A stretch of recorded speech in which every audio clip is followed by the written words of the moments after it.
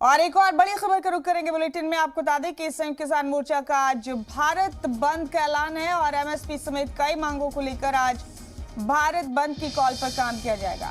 आपको बता दें कि सुबह 11 बजे से मुल्क के कई हिस्सों में एहतजाज किया जाएगा। संयुक्त किसान मोर्चा की जानिब से नेशनल हाईवेज पर चक्का जाम की तैयारी है और मुल्क के कई हिस्सों में किसानों का ये एहतजाज जारी रहे।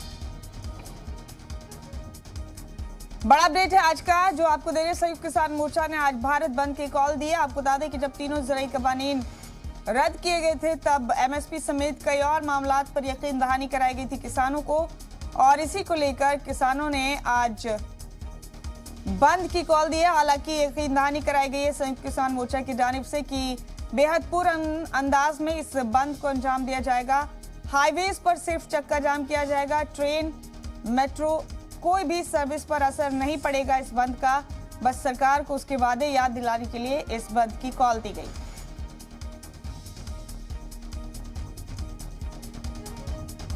शुएब रजा हमारे साथ जुड़े हैं फोन लाइन पर इस खबर पर तमाम अपडेट लेकर। शुएब, भारत बंद की कॉल दी है संयुक्त किसान मोर्चा ने आज।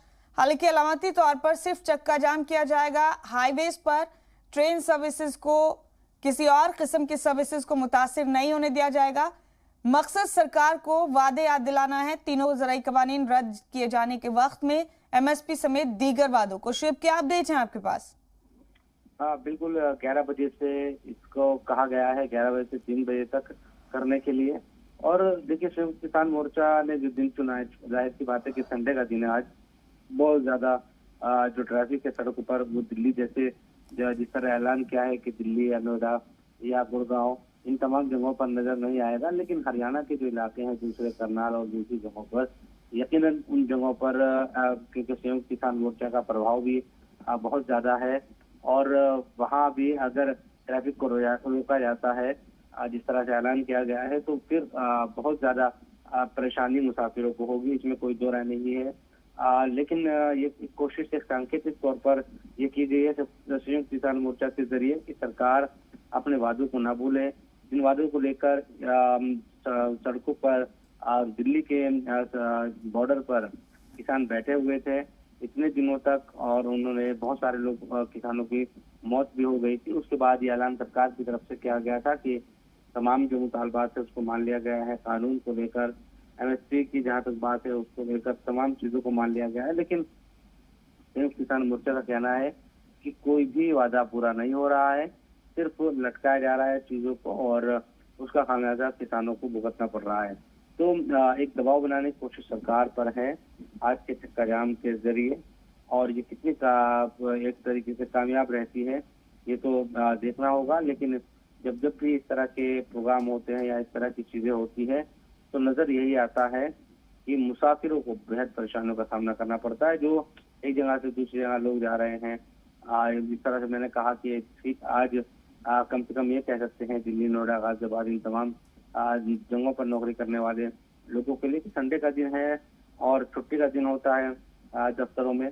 अगर ये किसी आम दूसरे दिन मंडे से लेकर सैटरडे तक या फ्राइडे तक किसी दिन होता तो फिर भारी परेशानी का सामना करना पड़ सकता। जी, आपने ठीक कहा शुएब। हालांकि चधोनी ग्रुप ने इस बंद से दूर रहने का ऐलान किया है। संयुक्त किसान मोर्चा के इस बंद से जाहिर सी बात है एक बार फिर ये तकरार वाजे हो रही है दोनों के बीच। देखिए, चंदूनी का पहले भी कई मामलों में इख्तलाफ रहा है और संयुक्त किसान मोर्चा ये तो कहता है कि वो संयुक्त किसान मोर्चा में है, लेकिन कई मामलों में हमने देखा है कि बिल्कुल अलग राह उनकी रहती है और इसी तरह से इस मामले में भी अलग जो राह है वो उन्होंने दिखाई है। उन्होंने चुनाव लड़ने की भी बात कही थी पहले, और भी कई चीजें हैं जिस पर संयुक्त किसान मोर्चा ने एतराज भी जताया था। तो वो इसमें शामिल नहीं होंगे, लेकिन दूसरे तमाम जितने भी संगठन है वो इसमें शामिल रहेंगे। और खासतौर पर जिस तरह से नेशनल हाईवे को जाम करने की बात कही गई है, तो 3 से 4 घंटे तक ट्रैफिक तो हाईवे पर मुतासिर रहेगा ही, और इसका जो खामियाजा है यकीनन इस तरीके से जो बंद है वो आम लोगों को परेशानी के तौर पर भुगतना पड़ेगा। हालांकि इस सब चीजों का सरकार पर कितना दबाव बन पाएगा या वाकई सरकार इन तमाम चीजों को लेकर बहुत ज्यादा सोच भी रही है या नहीं, ये तो आने वाले वक्त में पता लगेगा। लेकिन ये बात सही है कि चक्का जाम की वजह से परेशानी का आलम जरूर पैदा होगा। जाहिर सी बात है परेशानी तो होगी शुएब। और संयुक्त किसान मोर्चा की इस सरगर्मी का मकसद सरकार को दरअसल उसके वादे याद कराना है, इसलिए अलामती तौर पर 4 घंटे का वक्त तय किया गया। आम दिनों में भी जब हम देख रहे थे कि किसानों के जो आंदोलन थे वो दिल्ली बॉर्डर पर हो रहे थे, उस वक्त भी जब चक्का जाम का ऐलान किया जाता था तो अक्सर 11 बजे से 4 बजे तक ही या 3 बजे तक ही ट्रैफिक को रोका जाता था।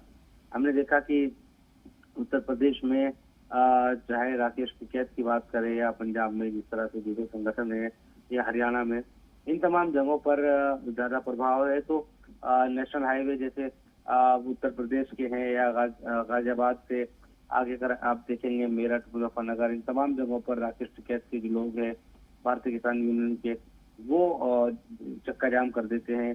इसी तरह से हरियाणा के कई जिलों में दूसरे संगठनों से जुड़े हुए जो लोग हैं वो भी ट्रैफिक को रोक देते हैं। तो पुलिस के लिए चैलेंज बढ़ जाता है। हालांकि पुलिस इस मामले में जब चक्का जाम का ऐलान किया हुआ है तो 3-4 घंटे तक सड़कों को खुलवाने के लिए बहुत ज्यादा मशक्कत पुलिस नहीं करेगी, क्योंकि उनको पता है कि 4 घंटे के बाद ये खुल जाएगा।